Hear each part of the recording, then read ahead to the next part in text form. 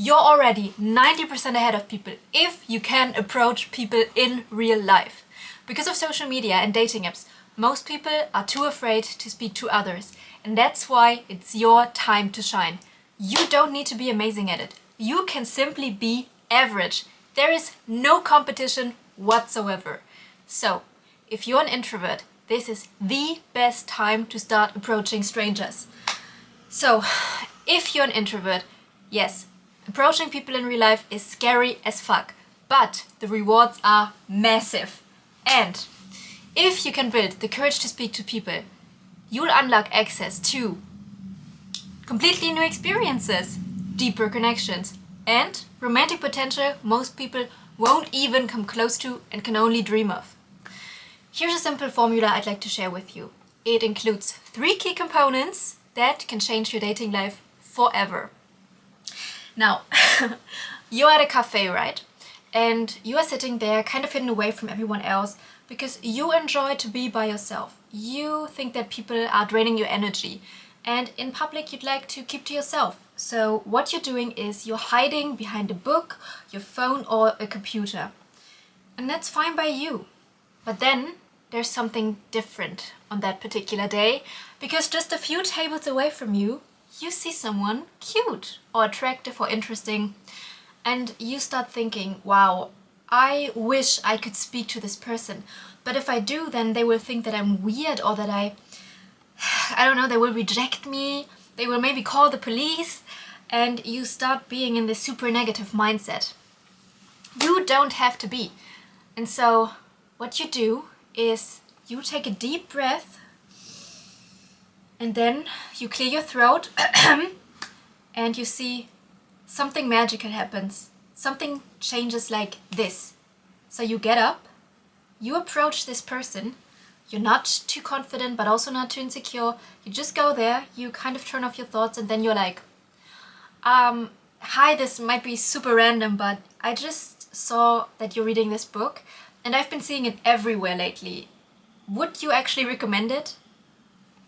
This person looks up at you, confused, and then they smile and they say, well, I think it's a bit overhyped, but it's not too bad. They even start showing you the cover of the book, and before you know it, you're engaging in a full conversation with someone you've just met. This is not too flashy, nothing out of the ordinary, nothing loud. This was just a real moment of connection between you and a person you've never met.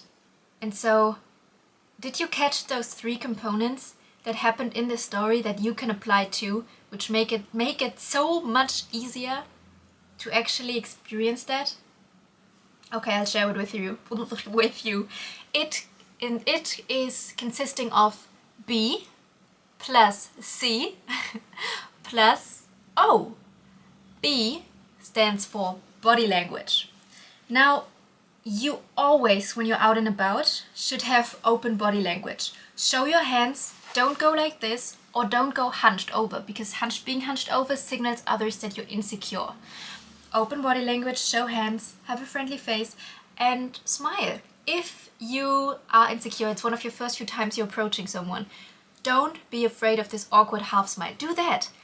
It's your first few times, it can be clumsy, but it shows genuine warmth. So even if it's it's still fine. So be friendly, open, and warm. That is number 2, to master body language. So I did my research on this, so I need to take a look at my notes. So keep your movements very, very intentional. By that I mean that when you approach this person, go there with intent. Again, don't walk over there like a psycho killer, but also just be a normal pace.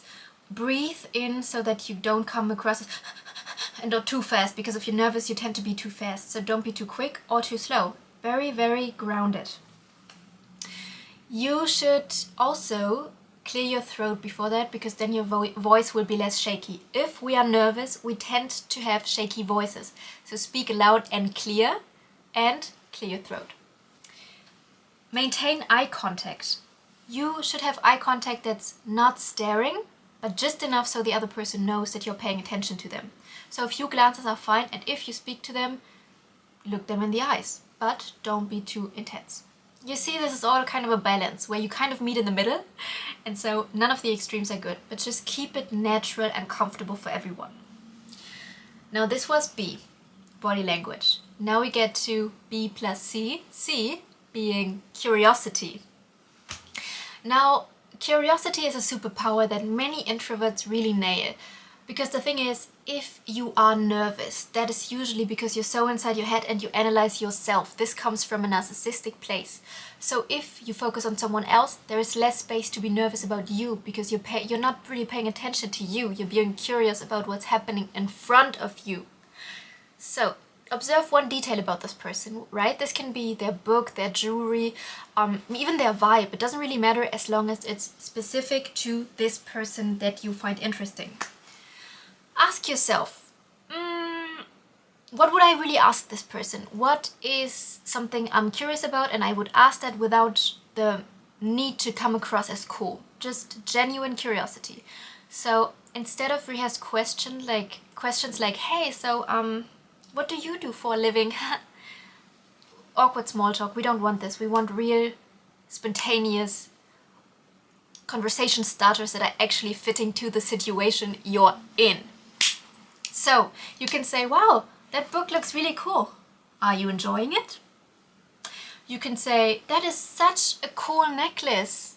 It kind of looks like it could be from Italy. Where is it from? And then this person will reveal about themselves, what kind of destinations they like, where they got it from. There's probably a whole story behind it. You look like you could be in deep thought. What are you thinking? This could come across as slightly intimate, but based on the reaction of the person, you will see their interest in you. So their answer will reflect the interest they have in you. So if you figure, oh, this is not an enthusiastic, I can't pronounce this word. If this is not enthusiastic, then you know they're not for you and you move on, next target. But train this. So yeah, bonus tip is to stay curious after you've started the conversation. So if you're speaking to them and you've asked this one question, then don't switch topics or be in your head like, okay, what question will I ask next? I want to talk about this and that. No. You will see where this conversation organically leads to and stick with that. Be present and once you start doing that, you're out of the present, and that's when you become nervous. So yeah, basically curiosity removes the pressure to impress, because once you are in this impressing energy, that's where things tend to go downwards. Speaking from experience, by the way. But I will do a video on my dating phase another time, not today though. So we had B, body language, plus C, curiosity, plus O. What does O stand for? No, not that. Not August. No. O stands for one-liners. Now, you see in the story that I just guided you through, the person asked, hey, that book is so hyped. Would you recommend it? It's very fitting to the environment. This person, it's also unique because this person probably has never heard this specific phrase because it's so context specific. So if it's super specific, that's what you want. That's exactly what you want. So keep it light and casual, right? So you're not declaring love, you don't know that person, don't be too dramatic, don't be too flirty in the sense that you use weird pickup lines. You're just inviting conversation, because really, even if you find this person interesting from the outward, you don't know if they actually match your vibe. So therefore, what you first want to do is to create a natural conversation. It should be tied to the moment. Something about the very current setting that you're both in right now. If you think, oh, we have nothing in common, I don't know what to tell them. You have in common that you are in the same exact space. So that can be a conversation starter. So, also ask them what they're doing and what's around them, blah, blah, blah. It should be super easy to respond to. It shouldn't be too complex, but this is not super hard to do. So it really opens the door and lets someone put out their real and raw thoughts. So you're getting to know perspectives about them. What are their thinking patterns, so to speak? Examples for that can be, wow, if you're at a cafe, for example, wow, your latte looks, this is tea, but for the sake of it, your latte looks so much better than mine. Should I be jealous? you can also keep it a bit playful, and also don't take everything too literal. People take everything literal, and if you don't, it makes situations more humorous, and if you can laugh, you're already there, then you already won. So that's good to keep in mind. Again, being on the topic of books, you can be like, wow, I've seen this book everywhere. Would you say it's worth it? Could I read it? What is it? Oh, you can be curious. What is it about? The cover looks so cool. Do you like to read? Okay, I'm sorry, I just have to ask. I can hear the music through your earphones. Would you say that's a good... What are you listening to exactly? It sounds kind of cool. That's also great, because most people nowadays have headphones in, which can make it very hard to approach people. But you can just ask that. If they're annoyed, you just leave, you exit very quickly. But in most cases, people will be pleasantly surprised. And also, that's just another tip, but also try to be more approachable when you go out. So leave your headphones and phone at home, because in this way people will approach you, or you seem more inviting, and you can approach others and be more attuned to your environment. So that's an idea. If you feel like they are interesting but they seem kind of close, just test the waters. If they're not into it, again, quick running away. So you can be like, sorry, I know this is random, but this is weird, but I like your vibe. I think there's something really cool about you. And you also look like you kind of know the spots around here. Do you have something to recommend? Again, this was also mixed with a compliment that is kind of based on the appearance, but not too much. Because if it's too superficial, it's also a little bit... I don't know. So this is a good one as well. So we have B, body language, plus C. What was C again?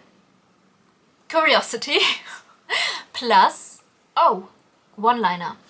And that's really the formula you need. Do not overthink it, because the more time you spend thinking about how to approach someone, the more likely it is that you will not actually do it, because we tend to be more negative. And so you will introduce all the arguments as to why you can't do it. So if you just pull off the band-aid, go straight forward, then your chances of winning are much higher. That's all I have for you today. If you like content like this, please like and subscribe. Thank you so much. And yeah, the weather is super nice outside, so I will go and use those exact steps and tell you how it goes. Okay, bye, see you in my next one.